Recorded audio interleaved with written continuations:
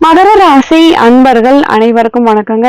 இன்றைய பதிவுல 2025ஆம் ஆண்டு குரு பயிற்சியில மகர ராசி அன்பர்களுக்கு என்ன மாதிரியான பலன்கள் கிடைக்க போகுதுன்னு பார்க்கலாம்.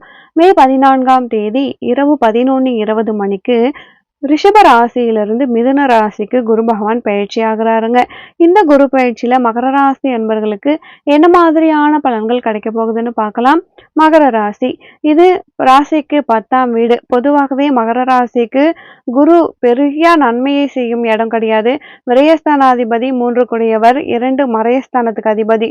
ஸோ அதனால பெரிய அளவுக்கு நல்லது நடக்க போறது இல்லை. நல்ல நிலையில இருந்தாலுமே கூட அது பெருசா நல்லது உங்களுக்கு நடத்தாது. ஏன்னா 5ஆம் இடத்துல இருந்து 6ஆம் இடத்துக்கு சென்று அங்க மறைவு பெறுது. 12 3 கூடியவர் 6க்கு சென்றா மறைவு பெறுவது நல்லதுதான். ஒரு மறைவு ஸ்தானாதிபதி இன்னொரு மறைவு ஸ்தானத்துக்கு செல்லும் பொழுது ஓரளவுக்கு நன்மை செய்ய வாய்ப்பு இருக்கு. எப்படி இருந்தாலும் பெருசா நல்லது இருக்காது. மறைவு ஸ்தானத்துக்கு போனா பரவாயில்ல, அவருடைய பார்வை நல்லது பண்ணும். குரு கிட்ட மட்டும் ஒரு நல்ல விஷயம் என்னன்னா, அவர் எந்த இடத்துல இருந்தாலுமே அவருடைய பார்வை நன்மையை தான் செய்யும். அது எந்த வீட்டை பார்த்தாலுமே அந்த இடம் விருத்தியாகும். இப்பொழுது எந்தெந்த வீடுகளை உங்களுக்கு பார்க்குறாரு, மிதுனத்துக்கு செல்லும் குரு எங்கெல்லாம் பார்க்குறாரு அப்படின்னு கேட்டிங்கன்னா, மிதுனத்திலிருந்து 5ஆம் பார்வையாக துலாம், 7ஆம் பார்வையாக தனுசு, 9ஆம் பார்வையாக கும்பம். ஸோ மகர ராசி அன்பர்களுக்கு இந்த துலாம் 10வது வீடு, தனுசு 12ஆம் வீடாக இருக்கு, கும்பம் 2வது வீடு. ஸோ 10, 12, 2 ஆகிய வீடுகளை குரு பார்க்க போகுது. 10ஆம் இடத்தை குரு பார்க்கறதால தொழில் நன்றாக இருக்கும். ஜீவனஸ்தானம் 10ஆம் இடம் நல்லா இருந்தா தொழில் ஏதாவது ஒன்று நடக்கும், வருமானம் வரும். ஒரு மனுஷனுக்கு எப்படி வருமானம் வரும், எவ்வளவு வருமானம் வரும் அப்படிங்கிறது 10ஆம் இடத்தை வச்சுதான் சொல்லுவாங்க.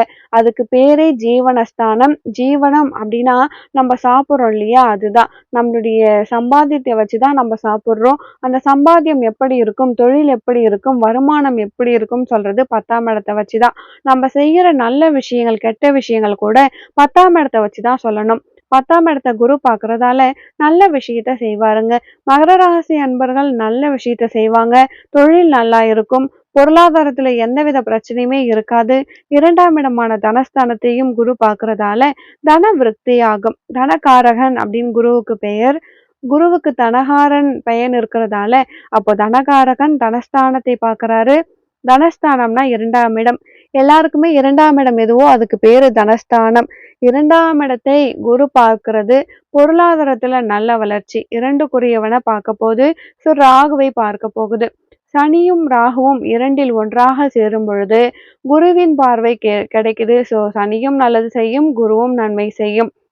2ஆம் இடம் விருத்தியானா என்னென்ன நன்மை? வருமானம் நிறைய வரும், பணம் எக்கச்சக்கமா கிடைக்கும். 12ஆம் இடத்தை குரு பார்க்கறதால நல்ல ஒரு உறக்கம் வரும். ஆமா, தூங்கணும் இல்லையா? மனுஷனுக்கு தூக்கம் ரொம்ப ரொம்ப முக்கியம். எவ்வளோக்கு எவ்வளோ நல்லா ஒருத்தவங்க தூங்குறாங்களோ அவ்வளோக்கு அவ்வளோ அவங்களுக்கு ஆரோக்கியம் நல்லா இருக்கு அப்படின்னு அர்த்தம். மனிதனுக்கு பசிக்கணும், நல்லா சாப்பிடணும், நல்லா தூங்கணும், நல்லா ஜீரணம் ஆகணும். இதெல்லாம் கரெக்டா நடந்தா உடம்புல எல்லா ஆர்கனும் நல்லா வேலை செய்யுது அப்படின்னு அர்த்தம். பசி எடுக்கணும், பசியோட சாப்பிடணும், சாப்பிட்ட பிறகு தூங்கணும், நல்லா ஜீரணமாகணும்.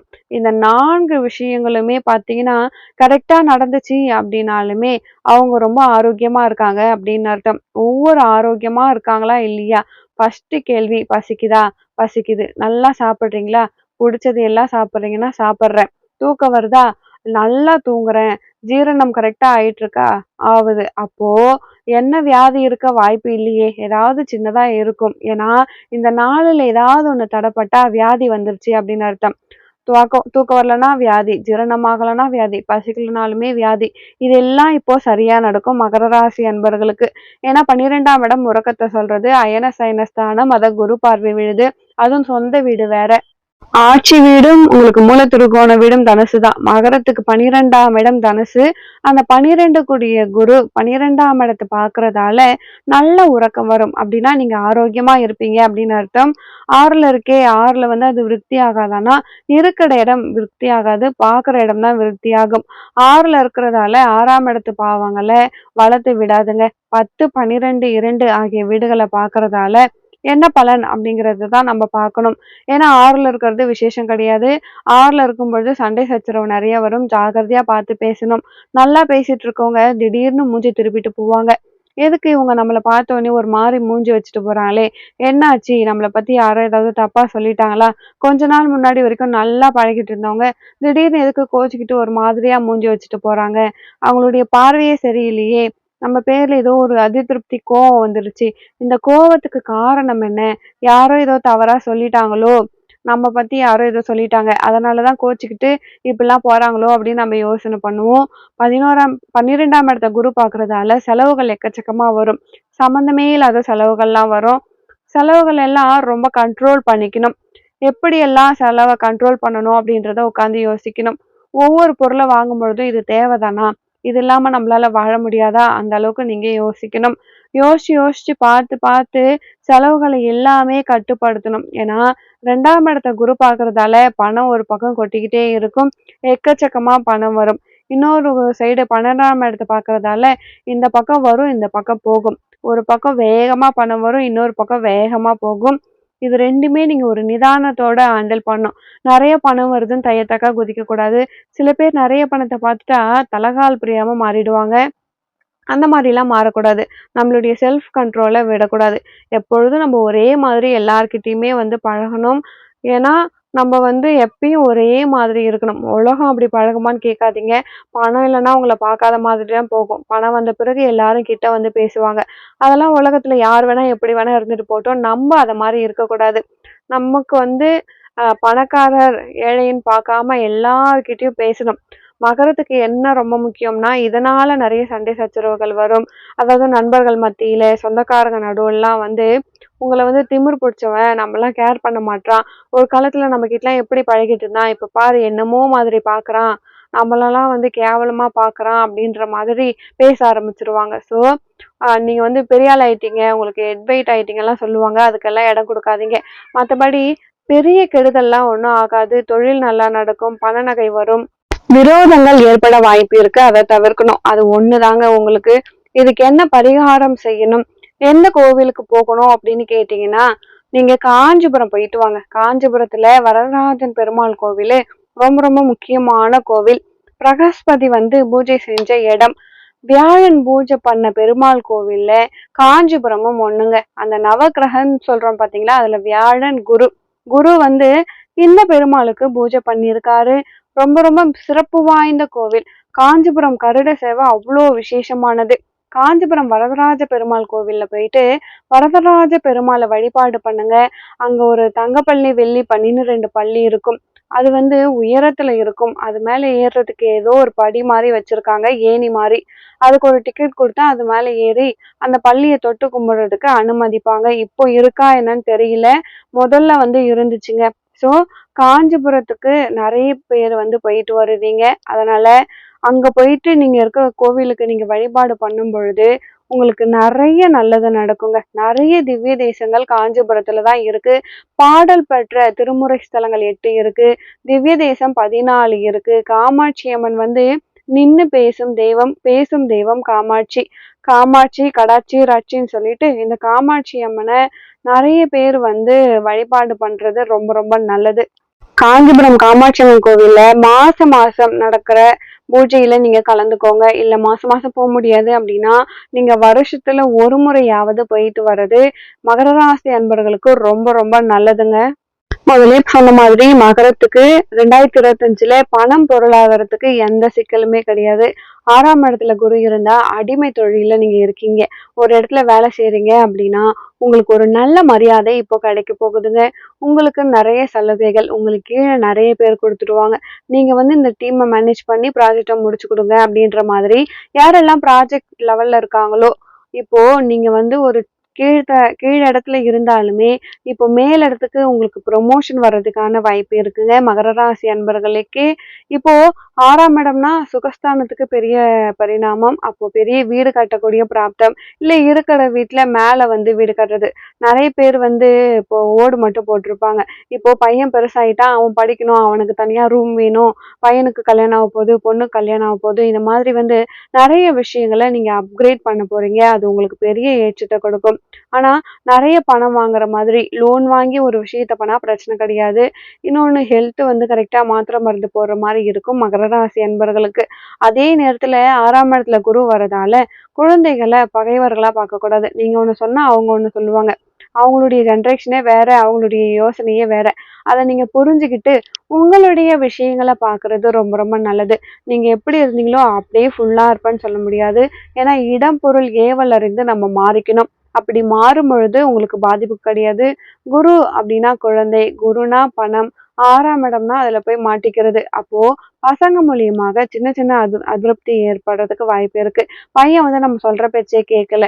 அப்போ நீங்க உங்களுடைய தாட்ஸ திணிக்க பார்க்குறீங்க. ஆனா அவங்களுக்கு அந்த நிலைமை எப்படி இருக்கு அப்படின்றதை தெரிஞ்சுக்கிட்டு நீங்க நடந்துக்கணும். இதெல்லாம் கால்குலேட் பண்ணி போனீங்கன்னா, குழந்தைங்க பகைவர்களா மாற மாட்டாங்க அப்படின்றது தான் உண்மை.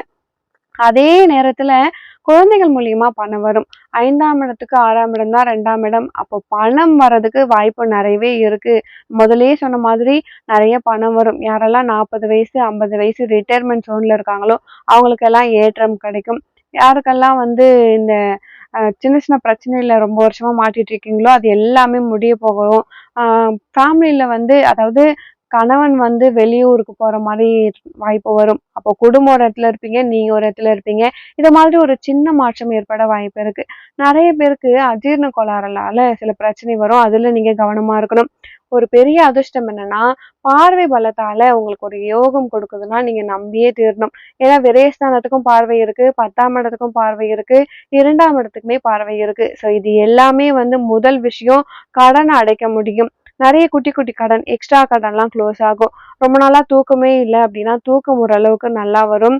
முதல்லயே சொன்ன மாதிரி எத தொட்டாலும் விரையும், எத தொட்டாலும் பிரச்சனை இதுக்கு முன்னாடி நெனச்சிருப்பீங்க. இனிமே அது நடக்காது. ஏதோ ஒண்ணு 1 மணி நேரம் பேசினா, பேசிட்டு போறோம் அப்டின்ற நெலைமை இல்லாம, எது பேசினாலும் கன்டென்ட்டோட பேசுவாங்க. இது இவ்ளோ ரூபா. இத வந்து முக்கியமான விஷயம் அப்படின்னு போட்டு வேல பண்றது. இத மாதிரி நீங்களே ஆர்கனைஸ்டா மாறுறது கண்கூடா பார்ப்பீங்க.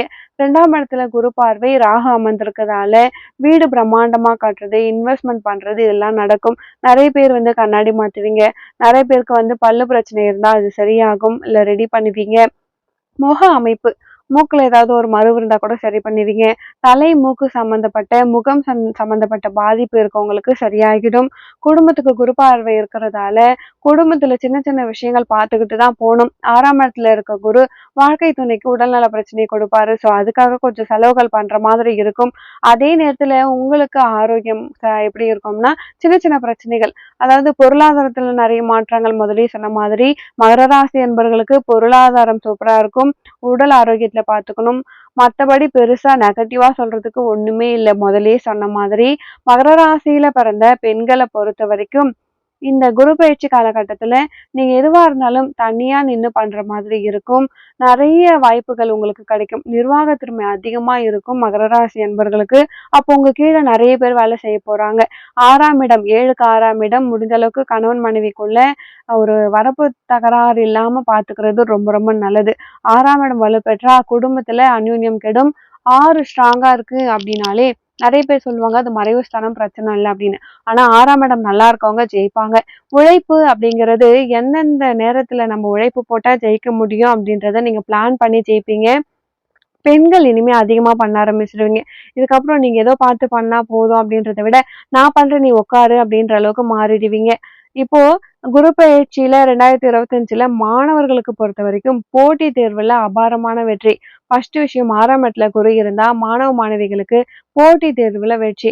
நீட்ல வெற்றி பெறது, இன்ஜினியரிங், ஐஐடி இது மாதிரி விஷயங்கள் எல்லாமே நீங்க ஜெயிக்கக்கூடிய பிராப்தம் இருக்கு. நல்ல சக்சஸ்ஃபுல் உங்களுக்கு இருக்கும். மாணவ மாணவிகளுக்கு நல்ல ஒரு பொற்காலம். நீங்க குறி வச்சா எற விழும். நீங்க தைரியமா இருக்கலாங்க. இப்போ மகர ராசி அன்பர்களை பொறுத்த வரைக்கும் இப்ப நம்ம பார்த்த பதிவு உங்களுக்கு ரொம்பவே பயனுள்ளதா இருந்திருக்கும். மேலும் உங்க வாழ்க்கையில நீங்கள் சீரும் சிறப்போடும் செல்வ செழிப்போடும் வாழ நானும் இறைவனை பிரார்த்திக்கிறேன். மீண்டும் ஒரு நல்ல பதிவில் உங்களை சந்திக்கிறேன். நன்றி.